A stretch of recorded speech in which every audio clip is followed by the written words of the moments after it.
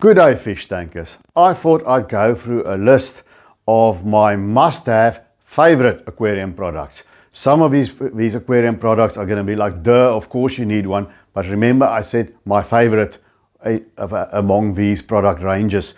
So these are some of my favorite things. If you're interested in that, then stick around.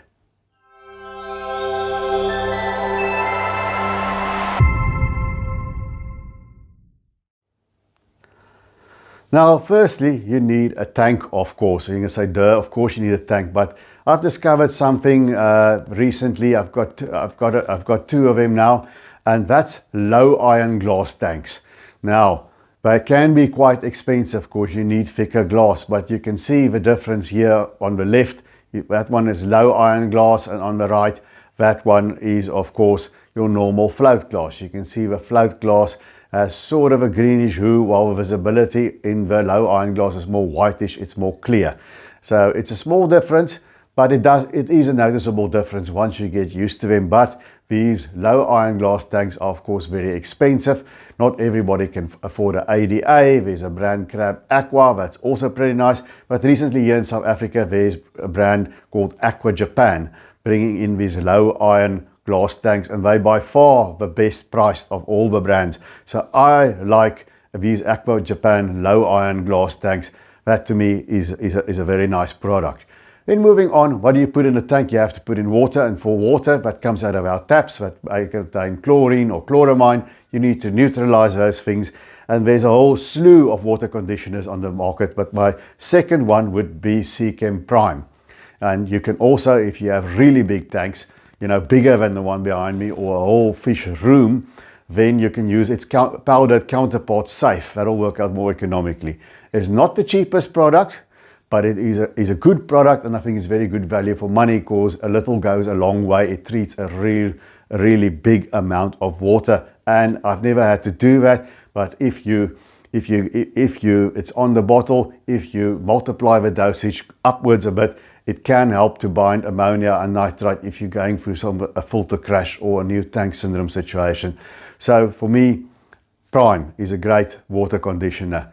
Then staying on the topic of water test kits, you know, I've had all of them over the years: Tetra, Sierra, JBL until quite recently. But I've moved on to the API test kits. So that's the next product, the API range of test kits. Now, I was skeptical about it a little bit, because I like watching MD Fish Tanks like many of you do, and he's sponsored by API, so he plugs these products quite heavily, you know. And then I always wonder if a YouTuber is plugging them. I'm not sponsored by any of these products that I'm naming. I pay for all of them, but I eventually tried the API test kits, and I must say, very much prefer them. Tell you why. The nitrate test kit, the NO3, is always your most expensive test kit, and it's always the one that takes the longest to get a result in time. So usually there's at least two liquid reagents, and then also a powder. And in the API test kit, it's just two liquids. You just have to make sure to shake everything at the right moment vigorously according to the instructions. But you can get your test result in 10 minutes. So it's much quicker, the nitrate test kit. And then another thing about the API test kits, they have a longer shelf life than, say, the JBL counterparts. And that's also a thing that I like about the API test kits. So I must say, I do like those. Now you've got to keep your water clean. For that you need a filter, among other things. Now, this is my another thing. I like hang-on back filters, and in that range, I think there's really only two that are worthwhile: either the Aqua Clear or the Tidal. Now, none of them are perfect. They both have their little niggles and pros and cons. I'll link a video way at the end here. You'll have it on the end screen, where you can see I've done a very in-depth analysis of Aqua Clear versus Tidal. But I have two Tidals here at the back. Now, I like that because they have media versatility. It's really nice if let's say I am in a situation where I had to medicate, like when I had an outbreak of disease in this tank quite a while back, and I want to get get medicine out and clean the water properly. I need to add carbon for that, and hang-on back filter allows me to do it and just take the carbon out. I also don't like sticking my hands in the tank like you need with sponge filters and internal power filters, which I also have, but I like that I can just open at the back and I can just take out the media basket, switch off the filter, do everything and put it back in without groveling around in the tank and spooking the fish. And that's what I like about a hang-on back filter. Now you'll tell me, but Drux, a canister filter but provides a lot more, and you are right. A canister filter, forget about sumps even, they do provide a lot more media and a lot more media versatility. I just think this is a nice in-between, and they are, to me, I think they're much easier to service than canister filters. I must tell you though, I've only had the old style canister filters. I've never tried the RSA Biomaster. I'm sure if I did, what really interests me with that is got a pre-filter. If I do get there, I might prefer that. But for now, I like the hang-on back filters, really works for me. Then the other thing is a long length of soft, flexible tubing. Why? Because it's great for siphoning off the mulm in those hard to get spots in your aquarium that just looks unsightly. And it's flexible, so you can kink it or you can squeeze it so that you can just stop the flow or slow down the flow so you don't drain your whole tank in the process of trying to get everything out. So I love, get yourself a length of a long flexible tubing. If it is attached to a gravel vac where you can just detach it, that is even better, because now you can gravel vac too. If you're not like me who's got dirted substrate or aqua swirl, those you don't gravel vac, but if you just have gravel or sand substrate, you'll need to gravel vac at some point, and then you have that as well. So flexible tubing, that really does the trick for me. Then another thing that I like are EIM Jaeger heaters. Now they are expensive heaters, pricey, not the most expensive, but quite expensive. Couple of reasons why I like them. They've got a hard glass tube that is thicker and harder than your normal glass tube, so they're not so easy to bang and break. Then they also have a single coil that goes around the core as opposed to a lot of springs, so it heats more efficiently. So you often find that with the EIM Jaeger you can either use lower wattage for the same size aquarium, or here I replaced my old heater with the EIM Jaeger because it gets cold in this room where I'm standing, and I found that my old heater, the same wattage, also a 300 watt heater, struggled to keep the temperature at night to where I wanted to keep it. So I just got another 300 watt heater. The Jaeger heater at the back has got no trouble, it heats more efficiently. So you can either keep the wattage the same and the heater is more efficient, or if a room isn't very cold, you can use a slightly lower wattage heater, because they are unfortunately a bit bulky, but the pros outweigh the cons. The other thing that I like, they've got these double dials on top, so you can, often you have a heater, or almost always you'll set the heater to say 25 degrees Celsius or 75 Fahrenheit, 25 degrees Celsius or whatever, and you'll find it doesn't hold it to that temperature. So you have to experiment with a dial and maybe set it at 27 to keep the temperature at 24.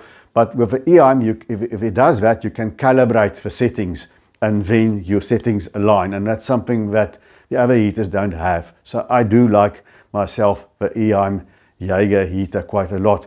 And then another product, you know, and this is something that I had a lot of resistance to because it's so pricey. But if you're going to splash on your aquarium hobby, get yourself a smart light.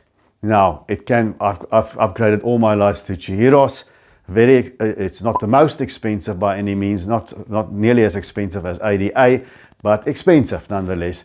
And you know, if you don't want to spend that much money, Higa also has a programmable light. These lights that work on an app on your smartphone, you know, are great because you can set the time, they go on and off. And unlike when you set it on just a digital timer, which is your go-to option if you want to do it cheaply, the digital plug timer, unlike that, you have a ramp on and a ramp off with these lights. So the light slowly comes on and reach its set brightness and slowly goes off. So sunrise, sunset, and you don't have to think about it again. It's easy to change, and especially if you have multiple aquariums, it frees up a lot of headspace. And that ramp on, ramp off is just so much better because, you know, fish don't have eyelids. You don't want to bring them from bright light to darkness and from darkness into bright light. They get a fright, they jump, they dash themselves, you know. And if you don't have it, then you have to switch on the room lights first and then switch off the tank lights and work it like that, or switch on the room lights and then you know, we start switching on the tank lights. It eliminates all of that because the ramp on, ramp off, and the timing that you can set, and you can even, of a better ones, you can set your color spectrum as well. So really, I think smart lights, it's a game changer if you can afford it. You know, I have to splash money on one thing before I even get the low iron tank. I'll go for these smart lights. It's just a whole world of better. Well guys, tell me in the comments, what are your favorite aquarium products? And before I leave you, there's a last one that I've got to add as well, and that relates to food. Now, I've went through all the brands of food, you know, I've Tetra, Ikari, Ocean Nutrition, you name it, everything that I have available in South Africa. We don't have everything you guys in the States have, but we have a lot of it. And in the last 6 months, I've been on Denelay foods, you know, Denelay flakes and Denelay color granules, and just the sort of staple granules, yeah, flakes and granules. That's what most fish keepers will feed. And I've had some trouble with some of my fish getting very overweight. The angel was getting very sort of, not dropsy, not pine coning, but just a big stomach, just sort of sides bulging out. And this Siamese algae eater, look at him there, he was really, really fat, started looking like a goldfish. And it's hard to do because you have a community tank, so you can't just feed less, because some fish are not as good as at getting to the food, you know, then you'll starve them again. So I fed the Denelay now for 6 months, and my fish are all healthy. Not that they were unhealthy, but my fat fish have trimmed down substantially. They're now just healthy fish, no longer these bulging stomachs. Found the same thing with many of my fish. Also the Apistogramma in here got quite fat. He's now more, still a chonker, but he's now more normal, his size. He's not looking like a goldfish anymore. So I really like the Denelay foods. The fish like them. My fish are very healthy on them, and they're still breeding like crazy. So it is, once again, it's an expensive product, but if you feed heels to your dog, you should consider the Denelay food range. I really like them.